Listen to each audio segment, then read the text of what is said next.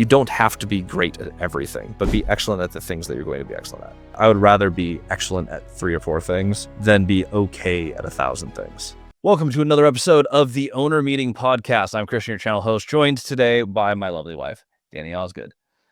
Two of us have built multiple companies together. We have bought a lot of real estate together. She's worked in some of the PM companies. She is one of the owners of all the real estate we do. We do a lot of projects together. Today, we're going to be talking about one of the biggest mistakes that new investors make. We're going to be talking about what it looks like to correctly do a project. A lot of the money you're going to make in multifamily is based on how good of an operator you are. We operate as a team. We're going to talk about how we work together. More importantly, what you need to do to run your business as profitably as humanly possible. So Danny, welcome back to the channel. Thank you. So one big thing that I've seen a lot of new investors do that I wanted to cover today, because I think this is a really, really important point for people. They buy these deals, especially when they're buying low down deals.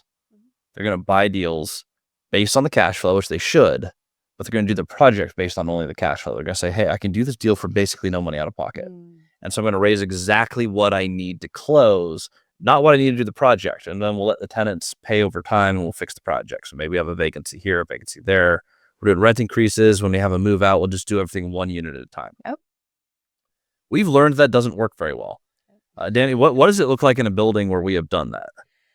It's very slow and very tedious. I feel like we're always in a constant project. I mean, we always are running out of money. We have major issues that come up that we just are not prepared for. So Christian and I pivoted and we decided that was not the way we were going to go. We decided that we needed to always have contractor quotes at the start of the projects, stick to them and get the whole project done. Yes. And you're always going to go over budget with contractors, almost always. So you're going to budget for the whole thing. A great analogy that I thought of this last week was like, if you try to clean your entire house, 1 room a day. So instead of like just getting the house clean, you're like, oh, as long as I'm like always cleaning something, it should be okay. That's kind of like running a building on cash flow. If you don't have a lot of real estate, I think this will be relatable. However, if you just go and clean the whole house, now the house is clean. Now you have a base level. Now you have a clean house and you can really start maintaining things and keeping them clean. Piece of real estate is the same way. If it's cash flowing, there's a move out. The money that you just allocated to start fixing the building goes to the move out. The stove goes, you replace the stove. What ends up happening is your building slowly gets better. And what could have been a 60-day project becomes a 2, 3, 4 year project. Yeah, it's very tedious. We've had buildings where the rents, like we weren't able to do rent increases we wanted to do in year 1. We had rents at $550 and we could not afford the move out. You can't rock the boat if you can't afford to get wet. We just did not have enough reserves in the account to get through the project. So we had to wait for it to regenerate. It took time. Every single vacancy is loss of income. That additional income helps get you through the project.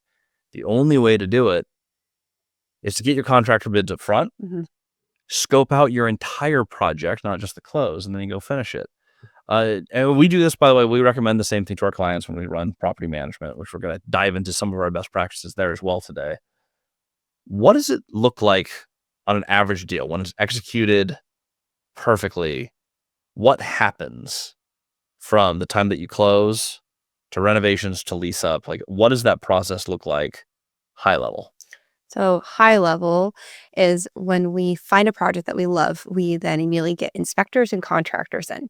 Inspectors because they catch major things that we would not see otherwise. And then once the inspector says you're good to go, get your contractor quotes, we get the contractor bid out for everything. Once we have those quotes, we know how much money we need to bring into the project and how much money we need to have in our bank account on day 1.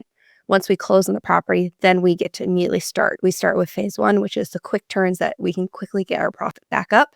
And then we go into the medium and then heavy turns. And then eventually the whole project is done and it's done really quickly and consistently. Versus if we just did it very slowly as people had moved out, it just turns into this kind of like patchwork quilt of a property where it just doesn't feel cohesive. You don't know what's going on in each unit anymore because it took so long. And it's just, you really lose control of the project at that point. And so when you do it all at once with the contractors up front, the project actually feels completed. And then you see a bunch of cash flow after the project's done. And one of the things that I really like about that is the lot of cash flow part. Yes. I like the part where the properties make a lot of money. And that should be your goal too. Yeah. That is the most effective way to get there. If you're buying real estate, it's not like, hey, how do we spend as little as possible to try to juice the cash on cash return? It's how much money can we make in how little time, effectively, responsibly, while creating an excellent building and fantastic, safe, wonderful places to stay for your wonderful tenants who pay you every single month. Yep. Like, that is the name of the game. The other thing that I found is that we got limited on projects. We got stretched really thin. We're running a PM company. It's impossible to have the best course of all time, but I would say we're running the most effective multifamily strategy. Like, that is the most effective, where someone would join and they actually go out and just buy real estate, being sold anything else. We're running an education brand, we're running a property management company. We're contracting our own renovations on our own portfolio. We have hundreds and hundreds of units. I found one of the biggest drains on that system are the properties where we did not buy them with enough reserve. Yeah. It's the ones where it's like, hey, we're not going to get through this for another 3 or 4 years because someone has to write a huge check. And if you have 3 partners, I'm not going to write the check for all 3 partners. Yeah. Everyone has to agree. We put together a deal based on a certain amount of money. It takes so long, you end up with a never-ending project. Your ability to go out and just do more projects and make more money disappears. You get bogged down in one project. One such project that we get bogged down a lot on is the Robin Hood Village Resort. We talk about this a lot. Beautiful property, really cool deal structure. We brought in enough money to run the resort, not to renovate the resort, not to fix cabins as they move over time. We bought enough to run a product. That what would work really well, in my opinion, is if it was one owner and you came in and you're like, hey, I'm making all this money on all these other businesses. I can go ahead and just put it into the Robin Hood. What does that look like on a partnership structure level? Like, what does it look like to try to get projects done when the bank account has less than you need to do your renovations? So what happens is the projects don't get done very well. So if you only have a $2,000 budget, you're only going to be able to put $2,000 into a unit, which you might have to miss some things and skip some things as well, which then it doesn't feel completed and you might not get the tenants that you want in the units as well. Well, in the case of the Robin Hood, is the quality of guests that you want, or what I really see it come down to is the total amount of, like, the nightly stays, the marketing budget, everything gets hit when you can't keep a full resort. It takes a while to get cabins online, and it's the same thing with multifamily. It takes a long time to get units leased if you're waiting for the next check to order the contractor, and then you're waiting for the next check to install the next stove, and now you've lost the first 2 months, and now you're marketing the unit online, and now you might get a tenant, which is usually just around the time another tenant wants to move out. And it's just a never-ending cycle. You don't lose money if you bought right, but you never finish the project. And that is one of the things that the two of us, we were talking about this earlier today. We were talking about this the whole week.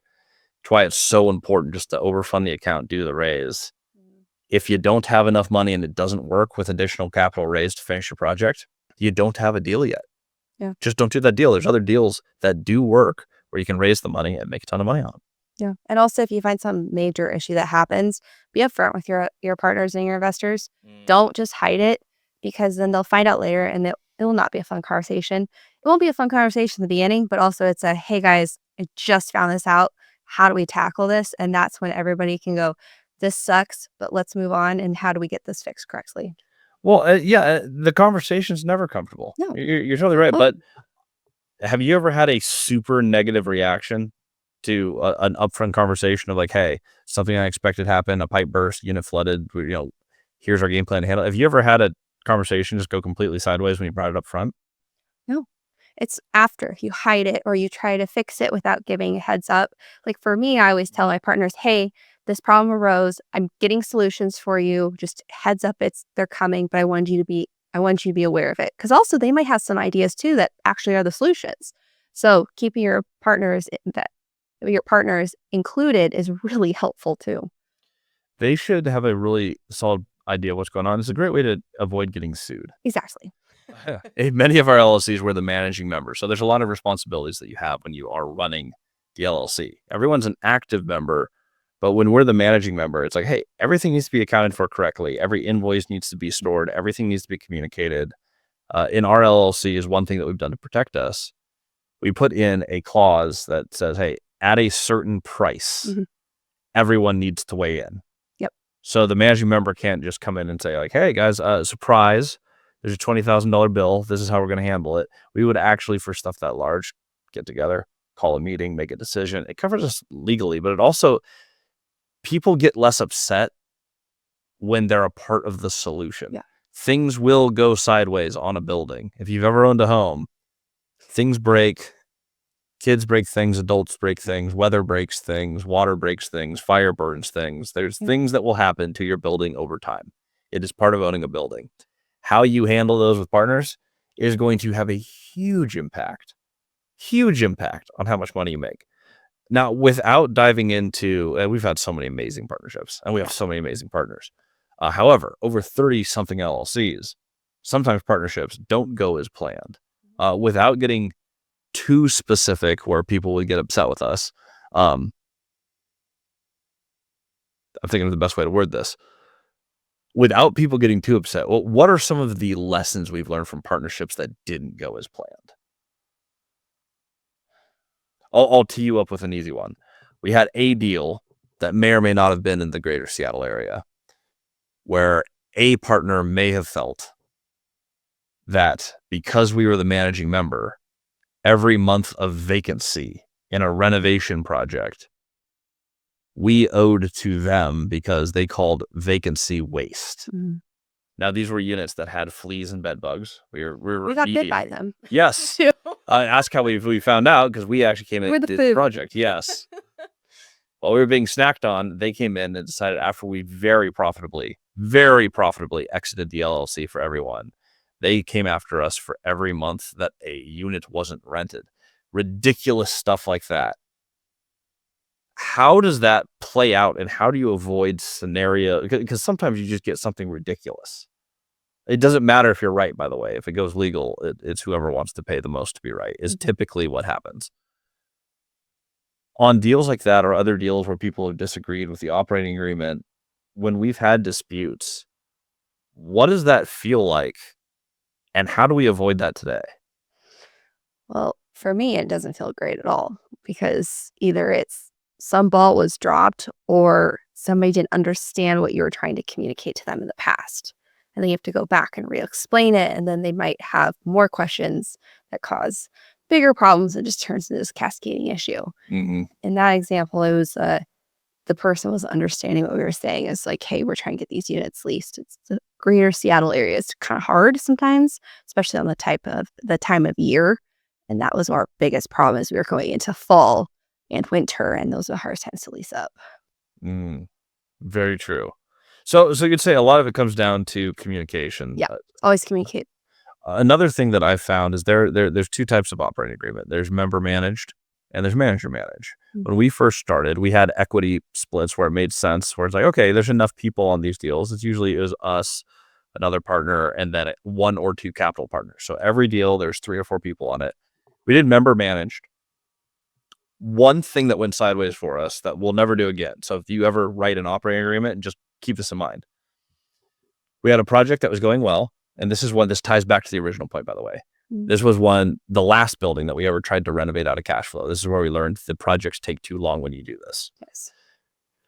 We're going through the project, and we have done an excellent job documenting everything we've done on this. As managing members, we dotted T's, crossed I's. We bought out one of the partners.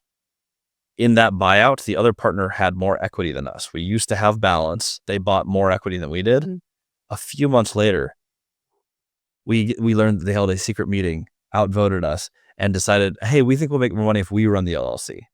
They wouldn't respond to the PM. There was a whole bunch of problems where someone with no experience whatsoever in multifamily real estate had an operating agreement that had a clause in there that allowed them control over the LLC. Stuff like that. Just put together your operating agreements in a way, or if you have partnership buyouts, one of the biggest things you can do, communicate super clearly to everyone. Hold regular meetings, make sure everyone understands everything, and then have the paperwork to back it up where you still have some sort of operational control. Yeah. Whoever has the most experience should have control. If I have a partner who owns twice as many multifamily units as we do, it's not as big of a deal who's the managing member. If you're investing with someone who really is more of a capital partner, they're the money coming in, you are the operator, make sure that you put in your operating agreements that no matter what happens, you stay in the driver's seat. Yeah. I think that was really important for me. That was one of the many partnership lessons I've learned over the years. Of it can all go back to what you agree on verbally, how often you communicate, and it can all be held together by what's put in writing. Yeah. And also, we have an LLC where it's equal. So of our partners is pretty much they're managing their half and we're managing ours, and it works great because we have that verbiage in the OA, and we make sure, or not the OA, sorry, the operating agreement, right? Yeah, which is a OA. Yep, thank you. Sorry. Um, we have it in the OA, and we make sure that we're very clear on our boundaries with each other, and so it works really well because it's also 50-50. Yeah. But it all comes down to who is supposed to be piloting the deal, put Mhm. together the correct things in the contract, and then clear communication. That first one where we came up to like how it was being managed and the vacancies, while the situation was ridiculous. Like obviously your property manager doesn't owe you money for every vacant month that you have while you're under renovation. That's obviously a ridiculous thing we dealt with. But there were times in that LLC where had we held a few more meetings, we communicated more clearly, hey, this is exactly how we're managing this and why we're managing this, as instead of just making them a bunch of money, which we did. If they understood what was happening to make them that money and they were more actively part of those decisions, I don't think that there would have been any situation where it would have got to where it got. I also think too, doing meeting minutes, there are formats online for meeting minutes, and so you fill it out, you send an email, and you say, "Please reply if you agree to this," so that it's documented, so that if ever anybody comes back, you can go back and say, "Nope, on this date at this time, this was our meeting, this is what we discussed, you replied back that you agree by everything that's in this email." It's just documenting everything so you can protect yourself down the road as well. Let's get into the juicy bits here. Okay. Getting organized in an LLC, especially as a husband-wife team. We made a decision a while back that we wanted to play the game. We wanted to have it all. And having it all for us means having the education company, the property management company, and the assets to back it. Yep. Have the experience, but really have control and business operations in all of these. It takes an insane amount of effort and time to put together the entire business. But we want the information, the application, the capital, the property management, the property acquisition. We decided from the front end, we're going to build it all in-house. What does that look like? Especially as the wife of an entrepreneur, what does it look like to keep those pieces organized when you have everything happening all at once all the time? There's sales, marketing, accounting. How do you keep that organized where you're able to do the meeting minutes, the invoices for every LLC? What does that process look like if someone wants to build a business like we did? How much time do we have? It's my podcast. We have as long as we want. Let's try to keep this to a 5 to 10 minute segment. It was a joke. For me, it's all about my files. What do my files look like? What do my paper files look like? What do my digital files look like? What do my files in my emails look like? Whenever I get an invoice that the PM does not pay, I have a file folder in my email where it has all the properties labeled, and then I drop it into that file. And so that I always have it organized along with my paper files. If we ever get anything in the mail from like the IRS or whatever, it always goes in that file, and we keep it for 7 years. Um, Same thing with your digital files. I know you're working on like EIN folders and stuff like that, like to make sure we know where everything is at all times. Meeting minutes as well, like those just go into the files, clearly are labeled, always the same format for everything, so we know what to expect. And it's just, if you have that system in place, it just becomes really systematic and smooth, and it just becomes second nature. And then you just start doing it, and it just becomes really easy to run everything. And this is one of the things, especially real estate investors, we tend to be ADHD entrepreneurs. So if you're listening to this podcast and if you've gotten 18 minutes in, there is a like 90% chance that this is you. It's really hard to stay organized. But what ends up happening is you end up with 30 LLCs. You end up with hundreds of rentals. You play the game. Yeah. Acquiring property is the easy part of real estate. And so you end up with a whole lot of pieces, a whole lot of property. In our case, a whole lot of partnerships. Just document everything. I actually have checklists in our course, but like I try to follow this to the T, where you have a folder, your settlement statement, your insurance docs, your meeting minutes, your P&L, your profit and loss, your rent roll, your EIN, operating agreement, everything sits in one file. As it gets done, this is the easiest time to do it. This is just like that analogy of like, hey, you can go clean every room in your house, once a week, or you can just clean the whole house and get it clean. Yeah. Build the folder, have it done. When it gets to tax time, you take all your folders and you go, hey, CPA is like, hey, can I have this? Yeah, here you go. Here's master access to, boom, everything that you need. Now you're just answering a few questions. You can file taxes on time or with minimal extensions for 30 LLCs. We run this in-house. Yeah. It's a crazy system we have. What software does one use to run all of these pieces? I Key use pieces for the whole portfolio, like property management, entity documentation, leasing. Like what did we do to build a system? Yes, I use like Excel. A lot of the times I use Monday.com. That's a great platform. What is Monday? So Monday is a service that I use where it has folders, but the folders I can adjust. So like if there's vacancies, I can have my vacancy status on each one of them. I can have my bids in there. I can have my pictures. I can have where they are at currently. I can have notes that are time stamped. It just keeps me super organized. And what's nice about Monday too is I can share it to other people and I can limit access. So if there's like Caleb Hommel, for instance, he needs access to certain files that I have. I can give him those files, but I don't give him all my files. So then he can go and see where we're at with our vacancies of the properties that we own together, but he doesn't have to see all the properties I own and all their vacancies and all their statuses. And for team management, to make sure that all the information lives in the cloud. Yes. So you have lockbox codes. You can control who sees them. Yes. But you don't accidentally fire the employee who knows all the lockbox codes. That is what systems like Monday are good for. It's inter-team communications and like back-end scheduling. Exactly. By the way, not a paid advertisement. Do love the software. Me too. Another piece that we use, Appfolio. Mm-hmm. We've tried a whole bunch. Buildium. We've used the thing called Cozy that was later bought by Apartments.com, so it's not their network. Appfolio has been the most powerful tool that we use for property management. It does everything.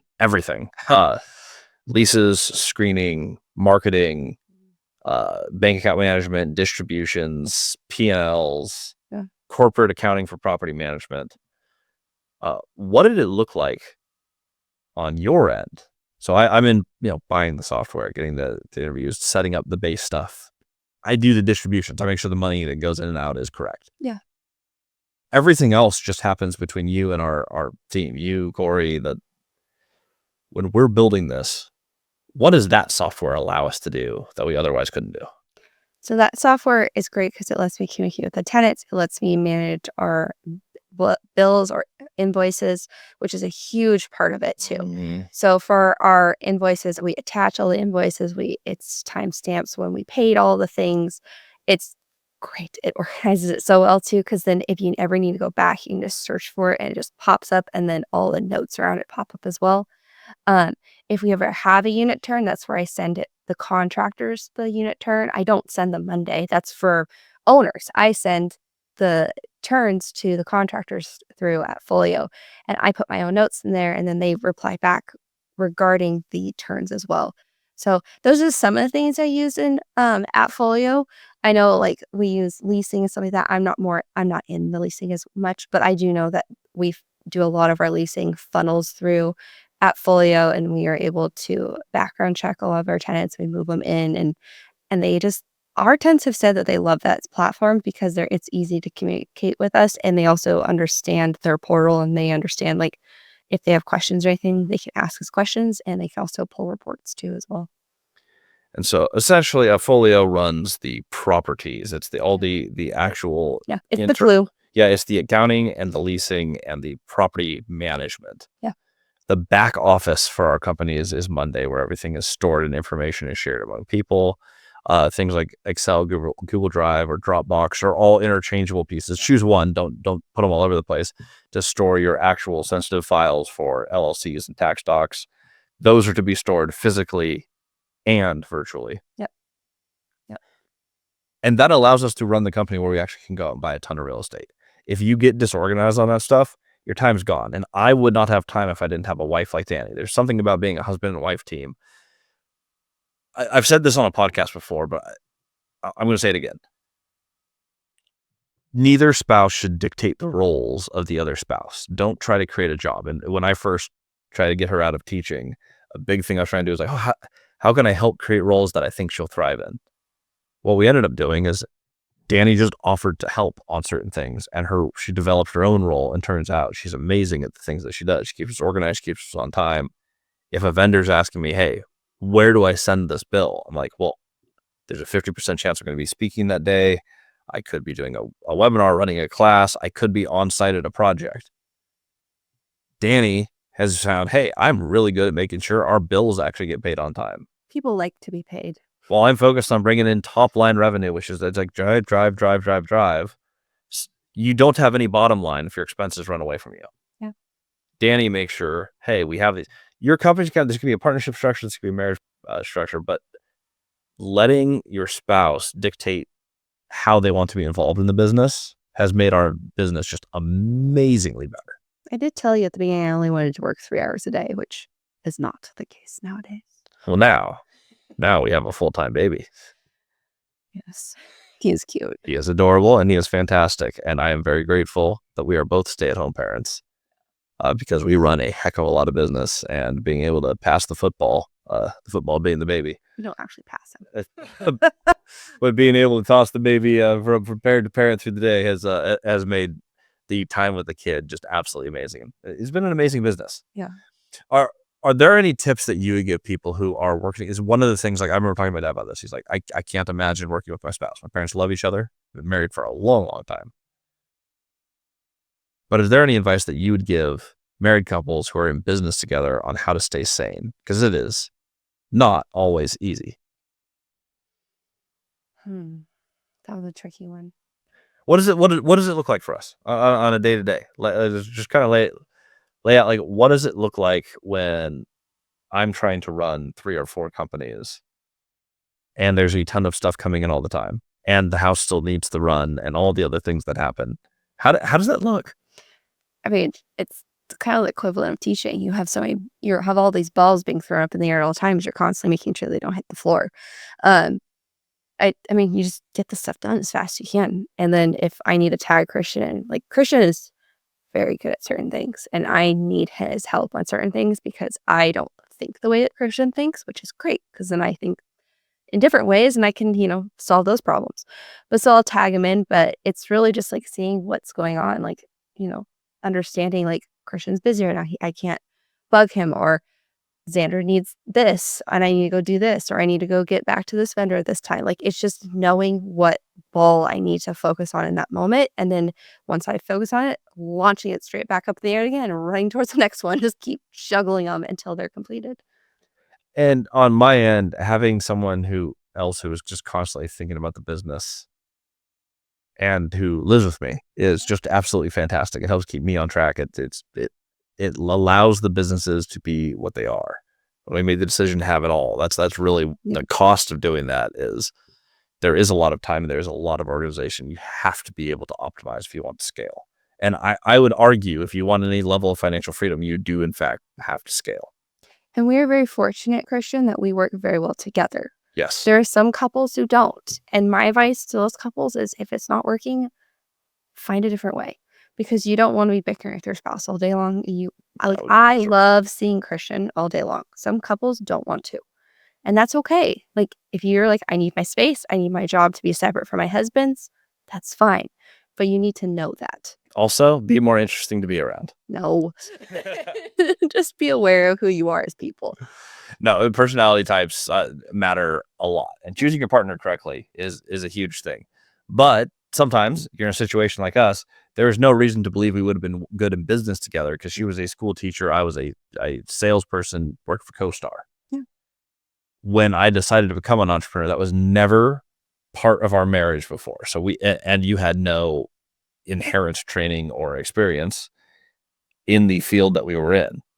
I also had no training with working with other adults because I was working with kids all day. Turns out pretty similar. They're kind of like big children that are all grown up. But I was in like the corporate world. So it's very different jumping into that, more or less. But you pivot and learn. That's the other thing too, is you have to learn how to pivot. If you can't pivot, you're gonna be dead in the water. Yes. Which is a good final point of this podcast. When is it time to pivot? I know there's been many projects where we've held on too long to a vendor, too long to a partner, We've thrown too much money at a project where we went like, hey, is it still the project? Is it still a project worth doing? Not every company that I've launched has been successful, by the way. Yep. If And that's okay. yeah, it's like, well, you should be making all this money from all these companies. It's like, yes, I was an overnight success after like 8 years of grinding at this stuff. Yeah. And I'm really fortunate that it happened that fast. When we're building this, how do you know when it is time to cut off a project or what things are worth the time to continue to nurture? I'm weird. I look for signs. Like, I'm very much, if the door is easy to open, go through it. If it's hard to open, it's probably not the door to open. And that's just like what I do going through our companies and businesses. If it's just not working, it's just not meshing or clicking, it's like, okay, we need to rethink this, because it should be fun. Yes, it'll be stressful, but it should be fun. And if it's just stressful and it's just a grind and you're losing your motivation, stuff like that, that's where it's like, okay, stop. We need to reflect. Do we need a pivot or not? And that's okay. And if it's not working, it's not working. Well, and this is actually something I love the bottleneck analogy, and people use the term bottleneck all the time, but literally think about it. Like, you have a bottle, it's this wide, and it goes to a little choke point. There's only so much flow that can go through that little point. What I have found, since Danny is very flow oriented, where it's like, hey, where does the current seem to want to go, and let's continue to go towards the things that are working. When there is a point where we do hit a bottleneck, we hit a place where it's like, hey, there's friction here. What's really fun as a husband-wife team, and if you have a business partner, hopefully you have someone who's like this. Danny can quickly identify, hey, we're stuck here. When that is passed to me, I then get to determine, is this a bottleneck where we can widen? Is this something where we can do, are there actions that we can either do today or influence today that can alleviate this so that the river can flow? Or is this something where we've tried 6 or 7 things and it doesn't seem like we're supposed to go there? Like, it's not working. And sometimes that is the case. I would have loved to own my property management company in Washington State and have it expanded to Texas. It would have been an amazing thing to be a multi-state, just larger PM company. What I found as I was trying to put the pieces together for that, stuff just perpetually kept not working. Our very few small little partners on that deal were causing problems. That wasn't the main issue, but like, we had people who had just altogether stopped working on the company as we were getting ready to move. We were very pregnant when we moved to Texas. I was. He wasn't. I gained a pretty similar amount of weight. So Did. one could argue. We shared the baby weight. When we came through and put that together, that was one of the things where you're like, hey, I need this off me. For me to go to Texas and be a mom, especially if we're going to run a property management company down there. If we are going to be doing that, and we're going to be growing the multifamily strategy community. By the way, shameless plug, we have a new school community. Check it out. It's called Multifamily Strategy. It's completely free. I want to see $100 million of transactions go through that. I volunteer to be the first 2 of those, but there's another 98 million that's going to go through that community. So join that. That is free. Link is probably below in this episode. If it's not, just go to school and type in multifamily strategy. But when we are building that, it allows me to focus on the things that do have the most flow, that has the most momentum. You have all these mentees all over the country who keep buying deals. And we're seeing that the deal flow is going up and up. Like, it was already a great ratio, and now more people are more likely to buy a deal faster when they join. Danny's good at analyzing, like, hey, that is obviously working, and that has a ton of growth. The coaching is getting even better. It's your passion. And I love it. He loves what he does. Like, he pours himself into his mentees and into that company. There are so many projects like that we're allowed to do because I have a spouse who goes, hey, these are the things that you don't need to do that aren't working. And there's a lot of businesses that I think could have made a lot of money. I have a lot of ideas. Yes, and I have a video of him promising me that he will not do anymore right now. Yes, actually, that's expired. That was for 2024. We're in a new year. I am free to move about the cabin. No, you're not. Oh, well, regardless, choosing the things you do, everything has to vertically integrate, but you don't need to do everything. And that That's what Robinhood taught us. That flow method. Yeah. Yes, it did. Yeah.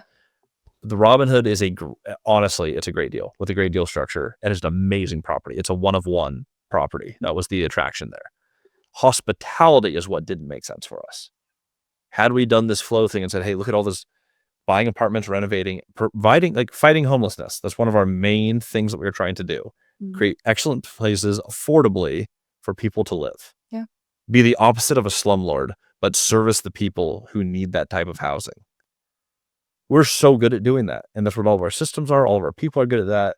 Hospitality, huge distraction. We took things like that. We learned like, hey, you don't have to be great at everything, but be excellent at the things that you're going to be excellent at. I would rather be excellent at 3 or 4 things than be okay at 1,000 things. And I don't need multiple income streams over multiple businesses. I need to be amazing at one thing, and we can vertically integrate up the wazoo. But if you haven't heard of that whole flow mentality, that is such a great way to run business. Yeah. What door is opening? Go through that door. You'll just end up going through more doors. You have more opportunities.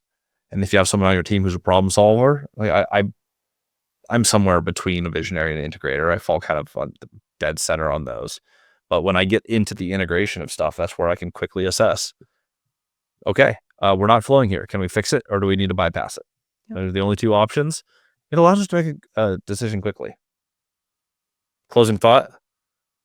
If you can do a business where you can make all of your major decisions the same day that they come up, you will go way faster than most people who labor on the same problem for year after year after year. Yeah. When we have ideas, Go quick. I love getting the team together and say, hey guys, we have a great idea. This is what I think it looks like. What would it look like for us to have this rolled out by the end of the day today? And oftentimes the team is, you are insane. That can't happen.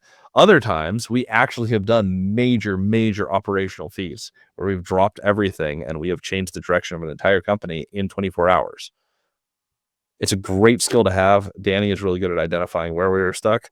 I am good at making a decision on, are we going to bypass it? Are we going to fix it? Or are we just going to skip it altogether? Yeah. Good team. Way to go. Guys, that's an episode. If you haven't yet commented, liked, left a review on the podcast, I'm trying to grow this thing. We're interviewing owners. Today we're kind of interviewing ourselves, but We're owners. we want to interview the owners that you one day want to emulate. We've had so many great people on this podcast. I believe our next episode is going to be episode 50. Ooh. So while we're still young, we are growing. So like, subscribe to the podcast. We appreciate you. Join that free school community, and we'll see you all in the next episode. Bye.